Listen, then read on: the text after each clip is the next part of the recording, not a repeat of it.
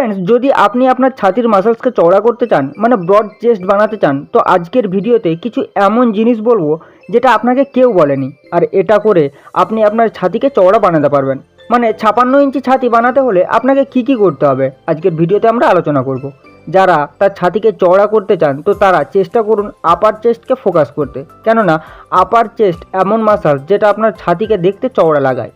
তো time waste না করে আজকে আমি সবার প্রথমে বলবো চেস্ট মাসলসকে কিভাবে টার্গেট করবেন, কোন কোন ওয়ার্কআউট করে আপনি আপনার চেস্টকে চওড়া বানাতে পারবেন। শুধুমাত্র এই জিনিসটি মনে রাখবেন যে চেস্ট ওয়ার্কআউট আপনারা করতে যাচ্ছেন সেই ওয়ার্কআউটের সঙ্গে জিম ওয়ার্কআউটকে মিলিয়ে দেবেন না। মানে যেই চেস্ট ওয়ার্কআউট আপনাদেরকে বলতে যাচ্ছি সেটা শুধুমাত্র ঘরেই পারফর্ম করবেন, আর যদি আপনি জিমে যান তাহলে সেখানে চেস্ট ওয়ার্কআউট করবেন না। মানে এই ওয়ার্কআউট শুধুমাত্র আপনার বাড়িতে করেই আপনার ছাতিকে চওড়া করতে হবে। প্রথম ওয়ার্কআউটের কথা বলি, যেটাকে আমরা বলি ডেড স্টক পুশ আপ।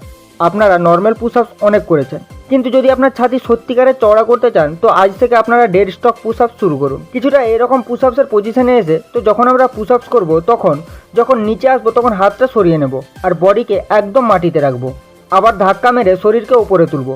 তো এই পুশ আপস এইভাবে পারফর্ম করতে হয়। আপনারা জেনে অবাক হবেন যে যদি আপনারা 50টা পুশ আপসও লাগিয়ে নেন তো এই পুশ আপ শুধুমাত্র 20টা করলেই 50টা নর্মাল পুশ আপসের সমান হবে। এই ওয়ার্কআউট যতটা করতে পারবেন অতটাই পারফর্ম করবেন।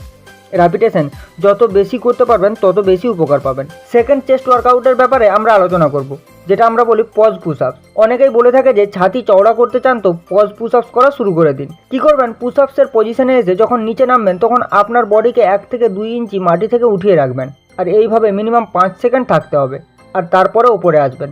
এরকম করে এই পুশ আপস পারফর্ম করতে হবে। এইসব পুশ আপস এক্সক্লুসিভ পুশ আপসের লিস্টে আছে। মানে এই পুশ আপসগুলি করে আপনার আপার চেস্টের অনেক বেশি কাজ হয়, যার ফলে আপনার ছাতি চওড়া দেখতে লাগে। এই পুশ আপসেরও যত বেশি র্যাপিটেশন করতে পারবেন করুন, মিনিমাম 12 থেকে 15 র্যাপিটেশন অবশ্যই করতে হবে।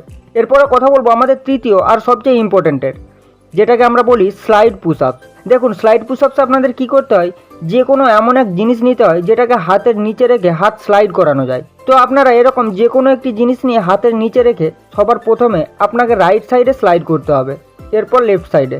তো স্লাইড পুশ আপস আপনাকে এইভাবে পারফর্ম করতে হবে, আর এর মিনিমাম 15 থেকে 20টি র্যাপিটেশন করতে হবে। একটা কথা মনে রাখবেন, আজকে পুশ আপস লাগালে তো তারপরে একদিনের গ্যাপ রাখুন, তারপরে আবার পুশ আপস করতে হবে। আর ওয়ার্কআউট কমপ্লিট করার পরেই আপনাদের হাই প্রোটিন ফুড আর ফুড ফ্যাট নিতে হবে। দেখুন, গুড ফ্যাট নেওয়াটা খুবই জরুরি, কেননা আমরা যে ওয়ার্কআউট করি যখন আমরা মাসলস ফাইবার ভাঙি তো সেটাকে রিপেয়ার করার জন্য আমাদের প্রোটিনের দরকার পড়ে, কিন্তু ওয়ার্কআউট করার সময় আমরা যে এনার্জি লুজ করি ওই এনার্জিকে ফিল আপ করার জন্য আমাদের গুড ফ্যাটের প্রয়োজন পড়ে। তো হাই প্রোটিনের জন্য আপনারা মাছ নিতে পারেন, ডিম নিতে পারেন, চিকেন নিতে পারেন, ভেজিটেরিয়ানরা সয়াবিন নিতে পারেন, আর ফ্যাটের জন্য সবচেয়ে ভালো হবে পিনাট বাটার। এটা তো হয়ে গেল ডায়েট প্ল্যান। একটা কথা মনে রাখবেন, যে পুশ আপস আপনারা লাগাবেন, যে ওয়ার্কআউট করবেন, তো 60 মিনিট মানে 1 ঘন্টার বেশি ওয়ার্কআউট করা চলবে না, তা না হলে আপনার বডিতে অনেক বেশি স্ট্রেস পড়ে। আর চেষ্টা করবেন এই সব ওয়ার্কআউটগুলি সন্ধ্যেবেলা করতে, কেননা সন্ধ্যেবেলা টেস্টোস্টেরন বুস্ট হয়, আর ওই সময় আমরা যা ওয়ার্কআউট করি ওতে পুরো কনসেন্ট্রেট করতে পারি, যার ফলে আমরা মাসলস গ্রোথ আরও বেশি প্রমোট করতে পারি, আর প্রোগ্রেসিভ ওভারলোডের জন্য অনেক বেশি উপকারী।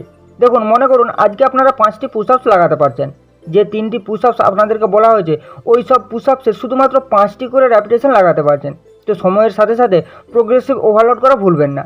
যে 5টি র্যাপিটেশন লাগাচ্ছেন সেটা 10 করুন, নেক্সট উইকে আবার 15 করুন। এরকম করতে করতে আপনাকে প্রোগ্রেসিভ ওভারলোড করতে হবে, আর প্রত্যেক পুশ আপসকে 50 বার পর্যন্ত নিয়ে যেতে হবে।